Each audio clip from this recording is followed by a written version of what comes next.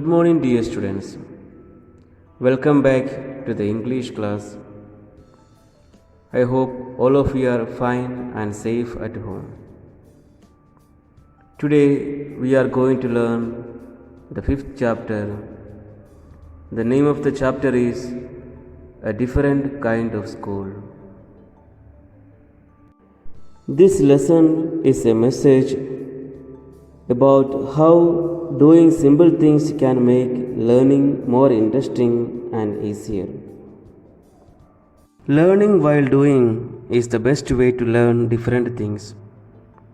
Moreover, other than learning routine things, we need to make ourselves aware and concerned about our environment and its problems, and we should also be able to understand and appreciate misfortune.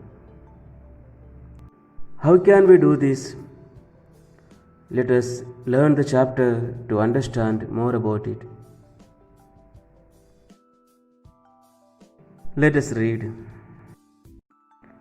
I had heard a great deal about Miss Beam's school, but not till last week did the chance come to visit it. Here the narrator is saying that he had heard a lot about Miss Beam's school, but he got a chance to visit it just in the previous week. When I arrived, there was no one in sight but a girl of about 12. Her eyes were covered with a bandage, and she was being led carefully between the flower beds by a little boy who was about 4 years younger. She stopped, and it looked like she asked him who had come.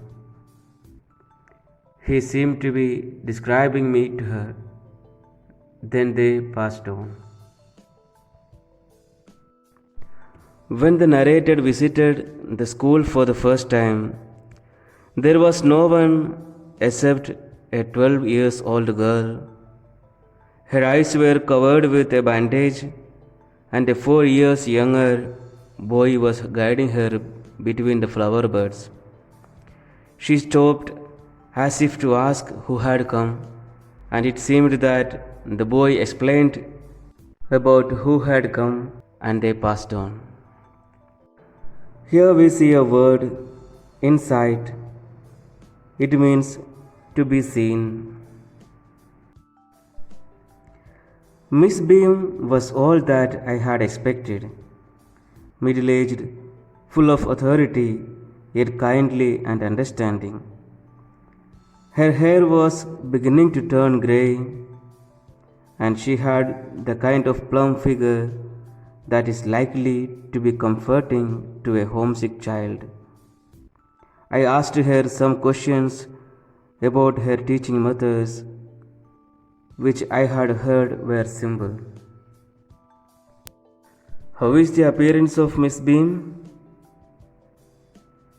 Yes, as per the expectations of the narrator, Miss Beam was middle-aged, full of authority, kindly and understanding. Her hair was beginning to turn grey, and she had the kind of plump figure which would likely to be comforting to a homesick child. The narrator asked some questions about her teaching methods, which he had heard about. Here we see two words, kindly and plump. Kindly means friendly, and plump means stout or pleasantly fat. No more than is needed to help them to learn how to do things. Simple spelling, adding, subtracting, multiplying, and writing. The rest is done by reading to them and by interesting talks, during which they have to sit still and keep their hands quiet. There are practically no other lessons. The real aim of this school is not so much to teach thought as to teach thoughtfulness, kindness to others, and being responsible citizens. Look out of the window a minute, will you? I went to the window, which overlooked a large garden and a playground at the back. What do you see? Miss Beam asked. Here we see that to the different questions regarding her teaching methods raised by the narrator, Miss Beam replied,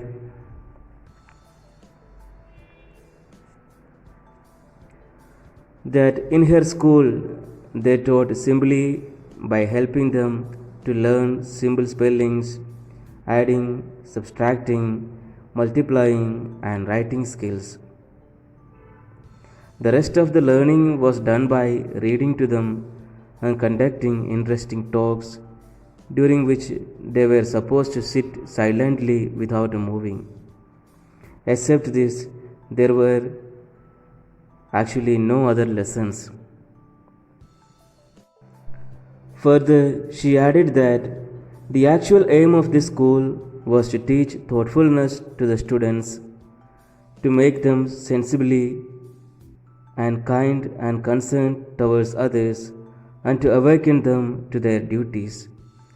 And she told the narrator to look out of the window. And the narrator went to the window, which overlooked a large garden and a playground at the back. What do you see there? Miss Beam asked him. Here we see some words. They are still and responsible. Still means without moving, and responsible means aware of the duties. I see some very beautiful grounds, I said, and a lot of jolly children.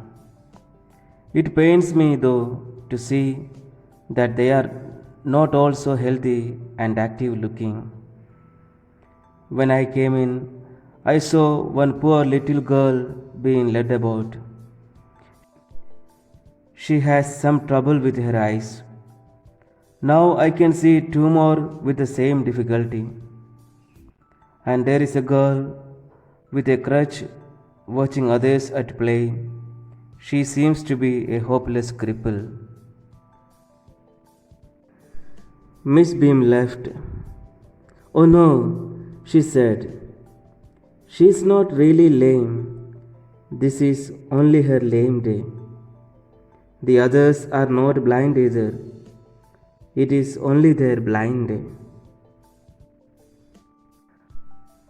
The narrator explained all what he was able to see. Beautiful grounds, many cheerful children. He was sad to notice some children who were not very healthy and active. After coming in, he noticed a girl who had trouble with her eyes. Then he observed two more with the same kind of disability. He also noticed a girl with a crutch who was watching the other children at play. Perhaps she was lame. Miss Beam laughed and explained that she was not a lame, rather, it was her lame day. And the others are also not blind, but they are observing their blind day. The narrator was greatly surprised, and Miss Beam laughed again. Here, the phrase at play means playing, and the word hopeless means unfortunate or without hope, and lame day means day on which one acts as if he or she is lame. I must have looked very surprised, for she laughed again. This is a very important part of our system, to make our children appreciate and understand misfortune. We make them share in misfortune too. Each term, every child has one blind day, one lame day, one deaf day, one injured day, and one dumb day. During the blind day, their eyes are bandaged absolutely, and they are on their honor not to peep. The bandage is put on overnight, so they wake blind. This means that they need help with everything. Other children are given the duty of helping them and leading them about. They all learn so much this way, both the blind and the helpers.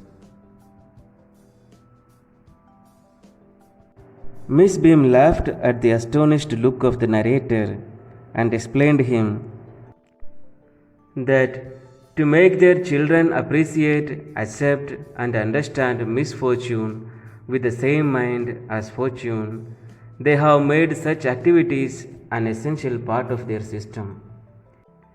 Each term, every child is supposed to observe one blind day, one lame day, one deaf day, one injured day, and one dumb day. On the blind day, their eyes are blindfolded.